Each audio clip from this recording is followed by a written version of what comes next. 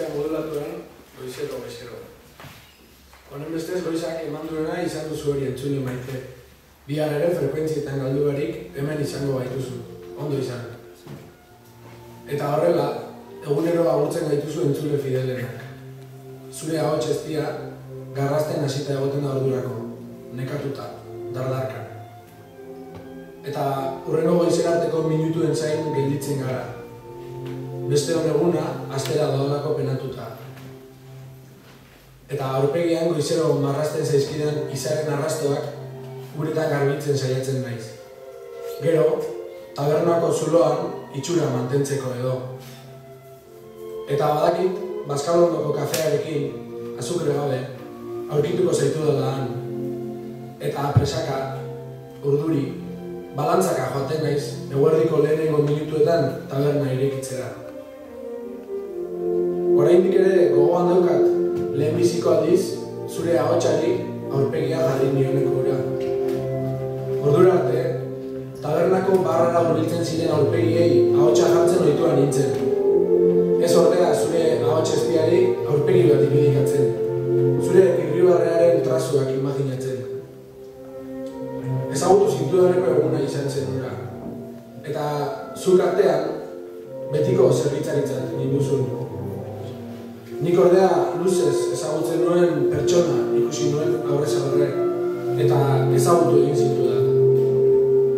Eta anonimo nintzen zure begietara, baina zu zinen nire belarrietara eta begietara.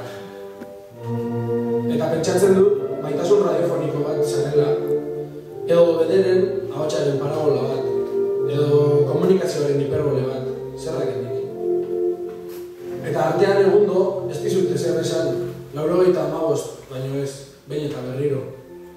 Eta kikara hauan, beti jartzen dizuan azukre poltsatxoa erretiratzen dut. Eta zure gozotasunaren zatitxo hori egunero laburtu.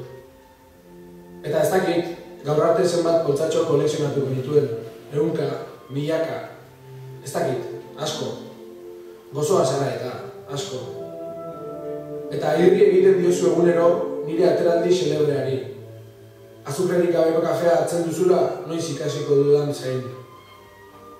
Baina zerbait gehiago, entzungura nizuke, kafe bat, baino zertxobait gehiago. Eta egunero imaginatzen zaitut, mikrofonoaren aurrean pausatuta, irakurtzen duzun notizia bakitzari zein aurpegi jarriko diozun galdezka. Eta entzungura nuke, zure ahotsak irratiko bozkorailuan kolpetxoak ematen dituen bitartean, tarteka zure arnasaren jolasan nabaritzen den bitartean, merkadioko kaltzetin pareak merkatu direla, ogia inoiz baino gutxiago garestitu dela, munduan justizia dagoela, bihar eguzkiak esnatuko novela. Baina imaginatu gura zintuzket, niri hitz egiten, eta kafe gozoenak azukre gabeak direla esaten, eta zapore mingotxik ez duela usten zure migipuntan, eta tira, kafe gozo batek bizten dizula eguerdiro barrena, eta maiten gauzula. Ezen, egunero markatzen baitizkizut, asota gorri batekin, tabernako egunkarien notizia kuriosoenak. Biharamunean ahotsa jarri ezagizun. Eta urduri, nire baitan ezin gabiturik, itxaroten dizut irratiaren aurrean, bezperako ordu txikitan amak zorabiatzen duen frekuentzian zure ahotsa bilatuz. Instante bat bera ere galtzeko beldurrez. Eta batzutan, amodioan aurkituko zaitu dela pentsatzen dut. Eta irri inozo bat marrazten da nire espainetan. Eta frekuentziak galtzen ditudan orotan bilatzen zaitut. Frekuentzia modulatuan. Modulatuko nauzun zain. Egunero entzuten zaitut.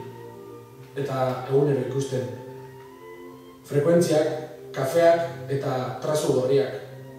Ahots gozoa dastatzeko, frekuentzia modulatuari lotuta zuri musu bat edo bi emateko. Trazu gorriak frekuentzietan nahaztu daitezen, maite nauzula entzun dezadan. Kafeak frekuentzietatik ies egiteko. Elkarrekin galdu gaitezen eta bion mingotxa bion gozoarekin nahaztu dadila. Eta goizero, egun hona opatu gura nizuke. Lo orduen azkenetan izaratan kateatuta. Eta hitzoki, bide batezu agurtu, eta bihar arte ikusiko eskarenez, arratxona opatu, eta biharko kafean itxarroko zaitu dela esan. Asota gorriaren trazugileak.